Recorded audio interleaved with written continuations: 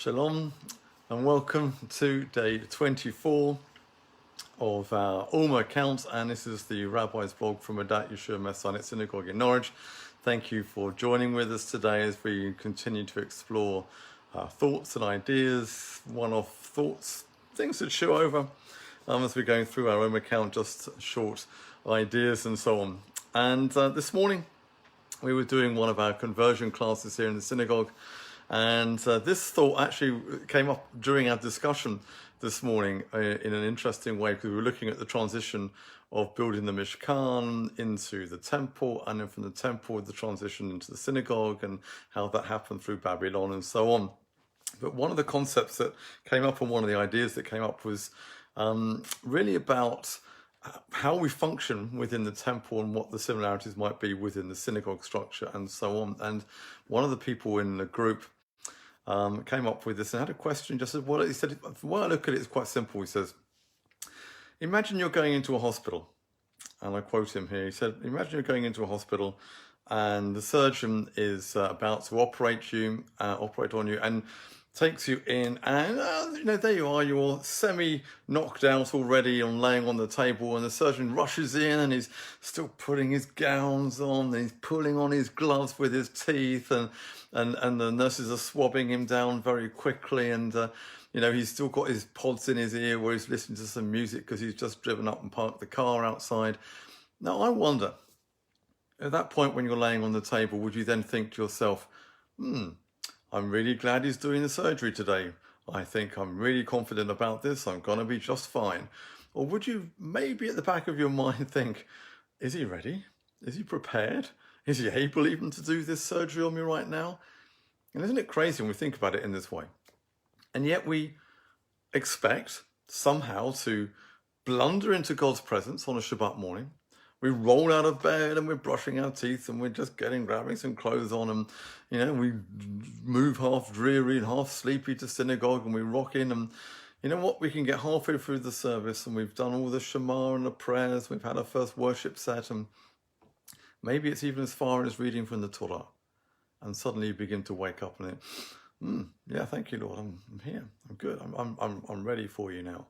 And you've missed the whole of that first hour of the service. You weren't ready. You weren't prepared. And it's a really interesting concept in this way, to link it with the surgeon in that way. Our God is more than just a surgeon. When we're approaching him, we really, really do have to know how we approach him. And I think it's fascinating that the Torah talks about this in terms of the temple part, the ritual washings that you have to go through. It's reminders, physical reminders. You are transitioning from a world which is tainted with all kinds of maybe paganism and other ideas and thoughts and everything, and you're transitioning into a space and a moment in time when you're dedicated and committed to worshipping God and him alone. Your brain, your mind is utterly focused upon just really achieving one result, worshipping our God. So you transition through.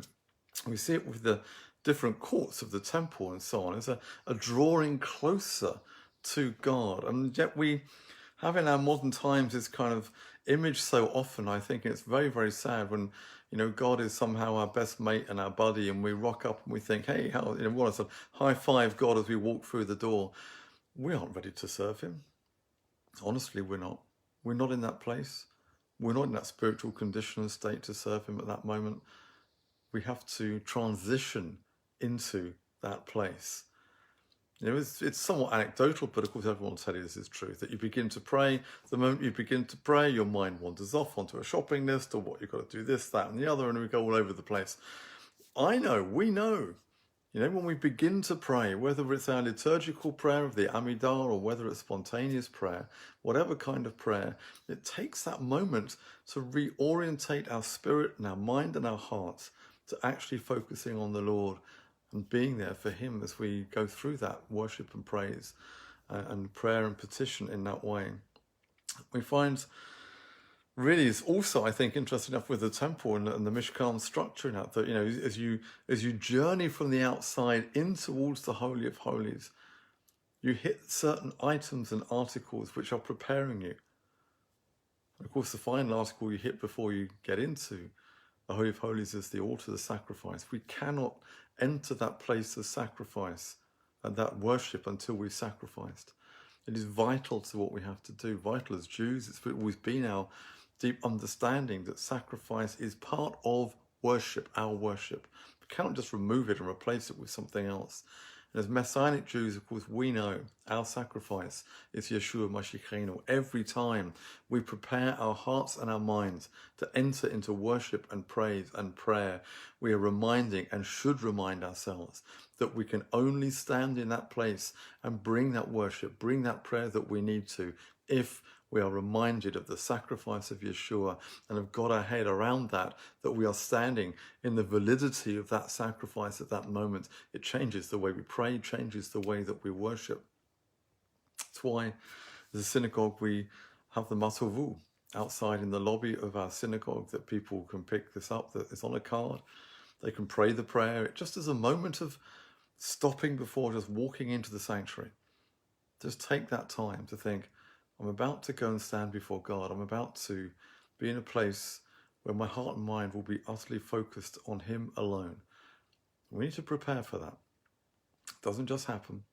We are fleshly, we're carnal, we're locked in a world of the material world, and it erodes our spiritual components if we're not careful. We need to transition into that place, just like the surgeon who needs to get into that right zone before he's ready to do that surgery on you. He needs to transition from his desk to his surgery table, that you'll be more confident at that point if he had.